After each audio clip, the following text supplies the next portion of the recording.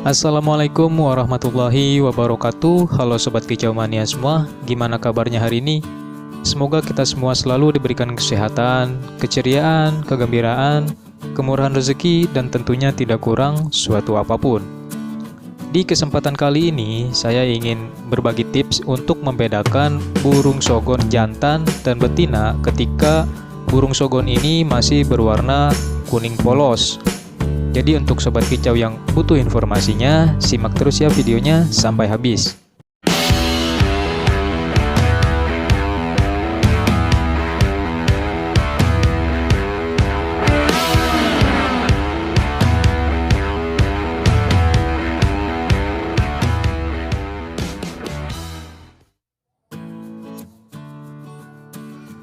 Burung seriganti ini, atau yang biasa kita kenal dengan nama sogon ataupun sogok ontong, adalah burung pemakan nektar dan madu-maduan ya Sobat Kicau. Selain nektar dan juga madu, burung sogon ini juga memakan serangga-serangga kecil, seperti contohnya laba-laba kecil, ulat-ulat kecil, kroto, maupun lalat. Burung sogon ini banyak diminati para kicau mania untuk dilombakan ya Sobat Kicau. Tapi tidak jarang burung sogon ini dipelihara untuk dijadikan burung masteran. Nah, untuk membedakan burung sogon jantan dan betina ketika masih hijauan, itu susah-susah gampang ya. Beda ketika kita membedakan burung sogon ini saat umurnya sudah dewasa. Burung sogon yang sudah dewasa itu terlihat jelas ciri-ciri fisiknya ya Sobat Kicau.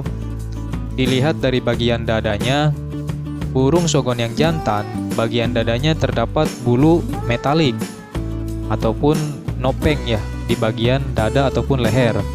Sedangkan untuk burung sogon betina dewasa, di bagian dada dan lehernya tidak terdapat bulu metalik. Hanya warna hijau polos atau kuning polos.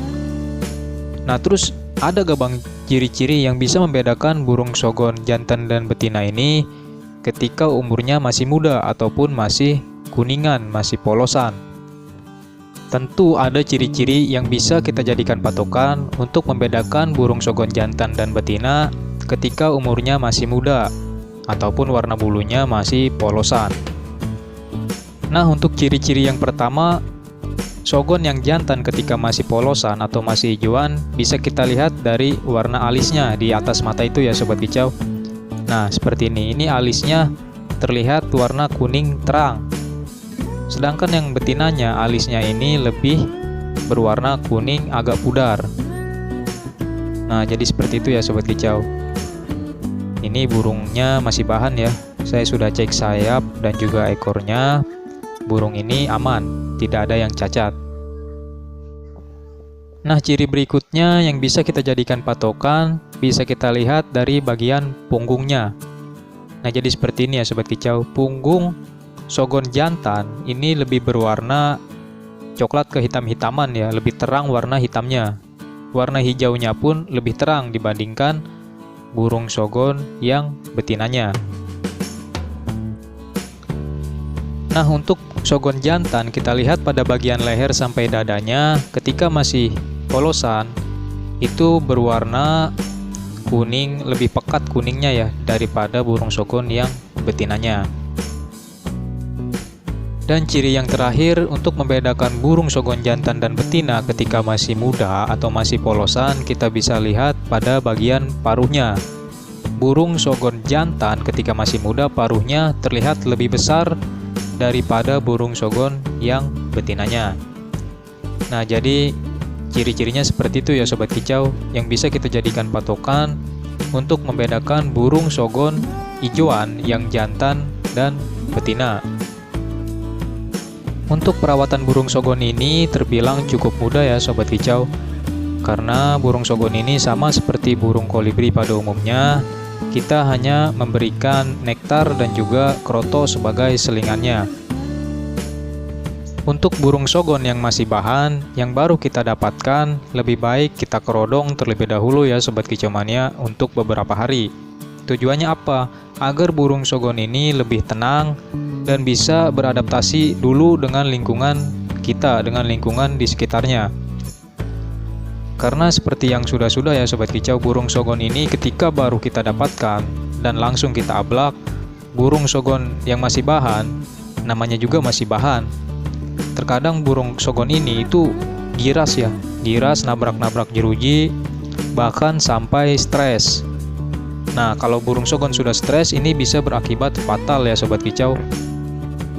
Kalau burung sogon sudah stres, biasanya burung sogon ini mogok makan ya. Dia tidak mau makan nektar dan juga tidak mau makan keroto. Dan akhirnya burung sogon ini pun akan nyilet, bahkan sampai ada yang mati ya Sobat Kicau. Nah, jadi untuk mengurangi tingkat stres pada burung sogon yang baru kita dapatkan, entah itu dari hasil pikatan ataupun hasil ombyokan, lebih baik kita kerodong burung sogon ini terlebih dahulu ya Sobat Kicau, selama kurang lebih 3 hari ataupun sampai 1 minggu. Pokoknya sampai burung sogon ini lahap dan sehat di dalam sangkarnya. Nah, ketika dirasa burung sogon ini sudah sehat, sudah beradaptasi dengan lingkungannya, barulah kita buka kerodong burung sogon ini. Dan barulah kita mulai perawatannya, mulai dari pengembunan, pemandian, penjemuran, dan juga pemberian extra fooding yang maksimal untuk meningkatkan birahi burung sogon ini. Nah, kelebihan ketika kita mendapatkan burung sogon dari ijoan ataupun dari muda ya, dari polosan, itu kita bisa melakukan pemasteran dengan materi yang kita inginkan secara maksimal ya. Karena burung sogon yang masih muda itu belum banyak terdoktrin oleh suara burung-burung yang lainnya. Jadi kita bisa memasukkan masteran dengan materi yang kita inginkan. Dan itu akan lebih cepat masuknya Sobat Kicau, karena burung sogon yang masih muda ini belum banyak menangkap suara-suara masteran lain. Berbeda ketika kita mendapatkan burung sogon ini dari dewasa ataupun sudah nopeng. Ketika kita melakukan pemasteran kepada burung sogon yang usianya sudah dewasa, itu akan lebih susah ya Sobat Kicau. Mungkin ada beberapa materi yang akan masuk, cuma prosesnya agak lama. Karena burung sogon yang dewasa, apalagi yang kita dapat dari hasil pikatan, tentunya materinya sudah banyak. Nah, jadi untuk memasternya akan lebih susah. Jadi lebih baik ketika kita ingin melakukan pemasteran kepada burung sogon ini, kita cari bahan burung sogon dari ijoan, dari usianya masih muda. Saya rasa ketika kita melakukan pemasteran dari usia sogon yang masih muda itu lebih efektif dibandingkan kita melakukan pemasteran kepada burung sogon yang sudah dewasa. Nah, selain perawatan-perawatan yang sudah kita terapkan tadi, burung sogon ini juga bisa kita lakukan koloni seperti burung pleci. Karena burung sogon ini juga termasuk burung koloni di alamnya, jadi dia sering bergerombol. Terapi koloni ini juga bisa menaikkan mental burung sogon agar bisa tampil di lomba. Maka dari itu, ketika kita memelihara burung sogon, usahakan lebih dari 1 ekor. Tujuannya apa? Agar burung sogon ini bisa saling bersahutan dan mentalnya pun akan lebih bagus lagi. Oke ya Sobat Kicau, mungkin segitu dulu tips yang dapat saya sampaikan kali ini. Jika ada tambahan, bisa dituliskan di kolom komentar ya Sobat Kicau. Dan jika ada pertanyaan, bisa disampaikan di kolom komentar. Semoga info ini bermanfaat. Sekian dulu video kali ini. Wassalamualaikum warahmatullahi wabarakatuh. Salam Kicau Mania.